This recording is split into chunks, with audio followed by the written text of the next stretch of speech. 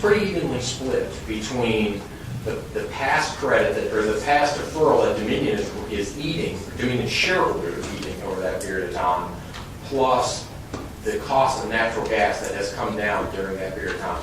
You know, Delegate, I can't predict what fuel costs are going to be, you know, a year from now, but I can just give you this assurance: under this bill, that process will not change one bit. All right, Delegate Marshall. Yeah, just quickly, also, Ron Jefferson, if you'll come up too. So let me just make understand that, first of all, we're going to freeze the base rate for residential, commercial, industrial. All right, so you sell a lot of power to all the 15 municipalities, maybe 14 of them, Dan will buy from somebody else. But so you sell the power to those. So their base rate is going to be frozen too for the 5 years. Mr. Chairman, talking about the municipalities? Yeah. What you sell to? What we sell to them? No, sir, that's on the wholesale market. That's wholesale power that we sell to those customers. They wouldn't be impacted by these rates. Delegate, can I speak to that real quick? Old Dominion is here today, and I know has been a strong supporter of this bill for another reason. Are they one in on this bill? No, well, I can't speak to that, but I can speak to your exact point, Delegate, in the sense that they buy power from us. They want us to keep those plants alive as long as possible because of how cost competitive those plants are. All right, Arlen, come on down.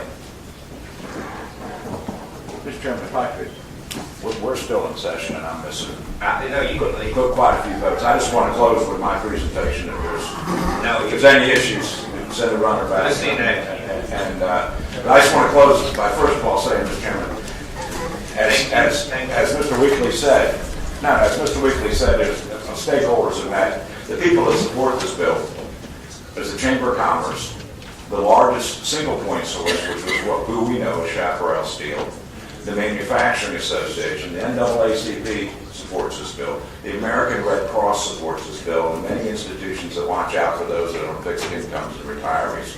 It's a broad spectrum of people that support the bill, and all they have in common is they want stability. They want some degree of certainty in their rates so that they can move forward. And so, Mr. Chairman, I hope the committee acts favorably on the bill. Thank you. I'm going to look at Delegate Spruill one more time, just because I want his vote down there. So,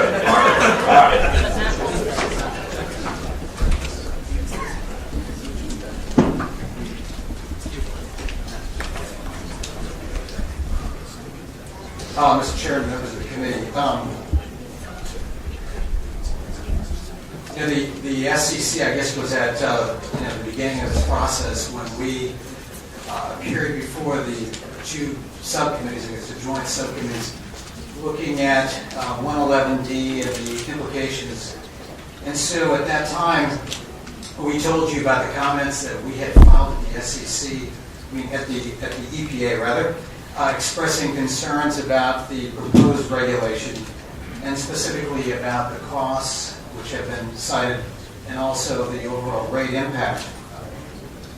You know, specifically what we did file there was, in conclusion, a request that if the Clean Power Plan is to be pursued, and I want to quote from what we actually filed, a more rationally established compliance horizon, that means time, and carbon emission rate should be provided for Virginia to allow flexibility for the Commonwealth to meet the EPA's goals of reducing carbon output while imposing only reasonable costs on consumers.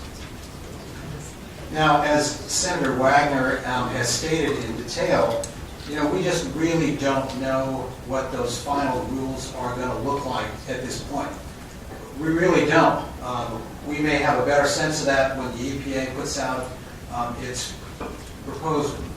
final rule this summer, and also a model federal implementation plan. And then there's going to be at least another year before state implementation plans will be due.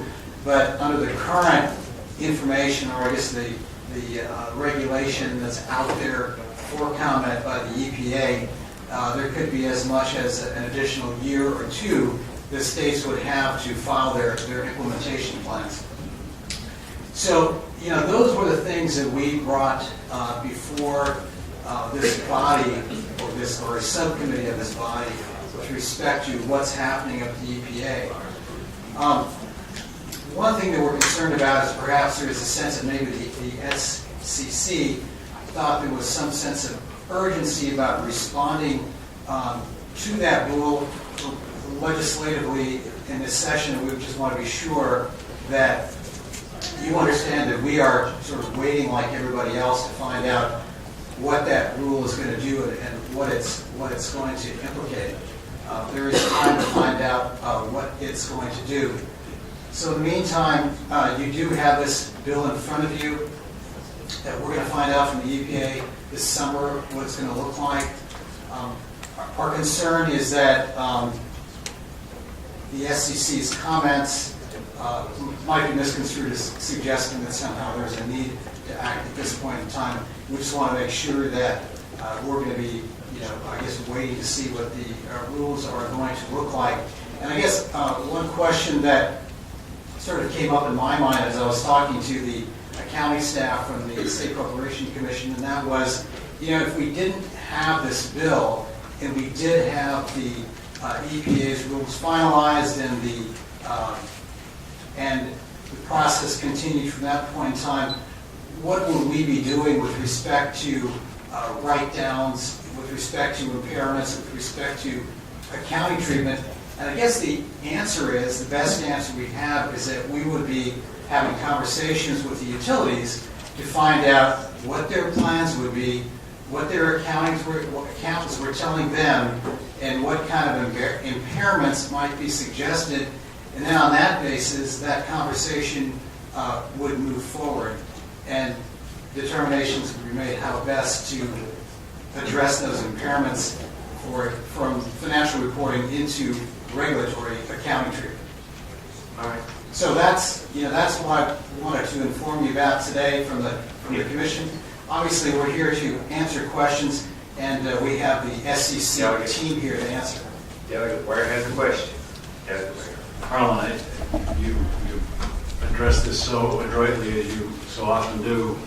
If we were into these circumstances, we would be having conversations, which suggests to me that the level of uncertainty that there is, which is part of what this bill addresses, is the extraordinary volatility and the huge investments that are implicated in this volatile regulatory circumstance. Would that be a fair assessment of what you said when you said we would be having conversations?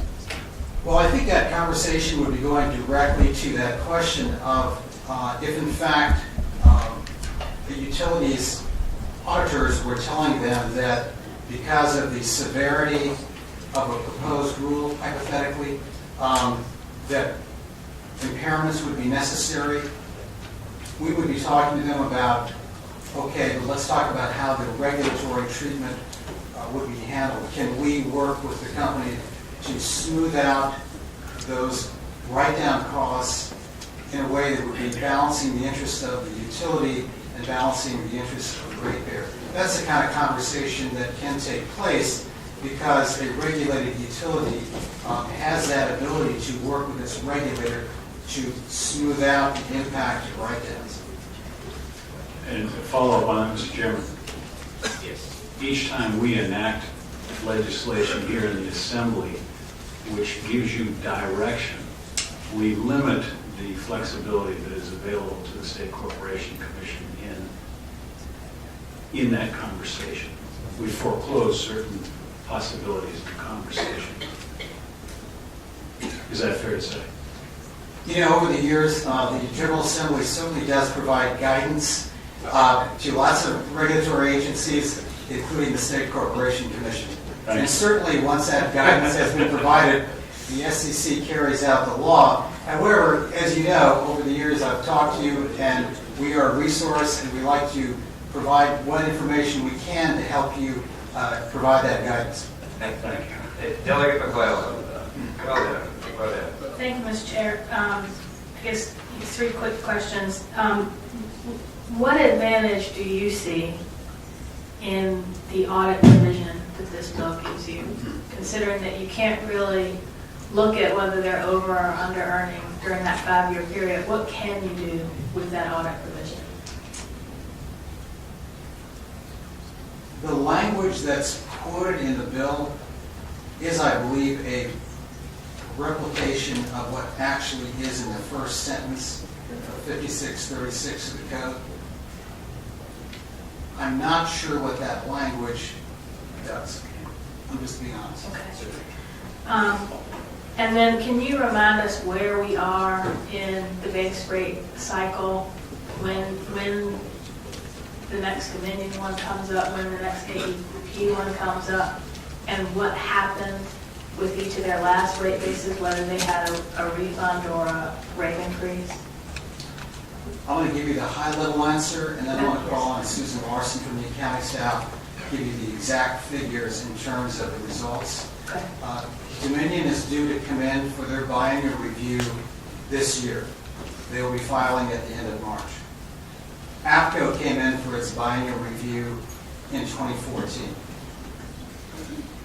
And I'm going to call on Susan Larson to provide you with the results of those biennial reviews. And before she comes up, so if we pass this,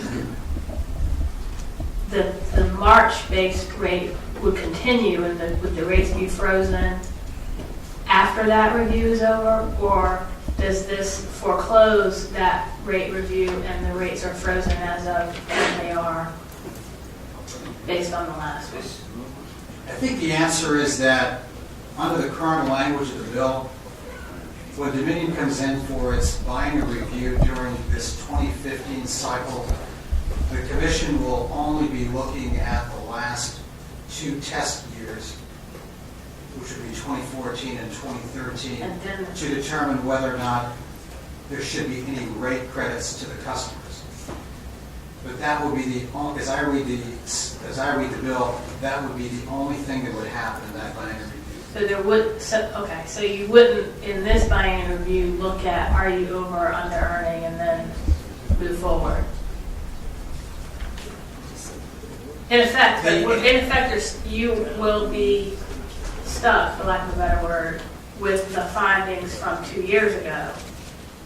Not, as far as over or under earning, not what you would have had based on their March filing in that proceeding. The language would appear to keep base rates where they are and their return on equity where it is as well. Okay, thank you. I'm calling Susan Larson just to tell you about what happened in the last 2 biennial reviews for DVP and also for APCO. Good afternoon, Susan Larson from the Virginia State Corporation Commission. We have had 2 biennial reviews for Dominion. The first one was in 2011. In that case, the Commission found that Dominion was over-earning and there was a refund of $78 million. In 2013, in the biennial review, there were no refunds determined. Just prior to that review, there was specific legislation that was passed that required certain treatment of specific costs, which put downward pressure on the earnings, but there were no refunds. For APCO, in their 2012 biennial review, there was no over-earnings. I can't recall any rate increase. No, there was no rate increase. Okay, and then 2014, APCO, the Commission did find that they were over-earning, and there was a $5.8 million refund. So Dominion will file, as Arlen said, their 2015 biennial report, and the Commission will make a determination of whether there are refunds, but rates will not change based on the current law. Thank you. I know there's people here to support, but I've spent almost an hour 45 minutes on this one side of proponents and getting questions asked. So now I'm going to, those of y'all who support it, just if you would, just raise your hand. A bunch of folks in the audience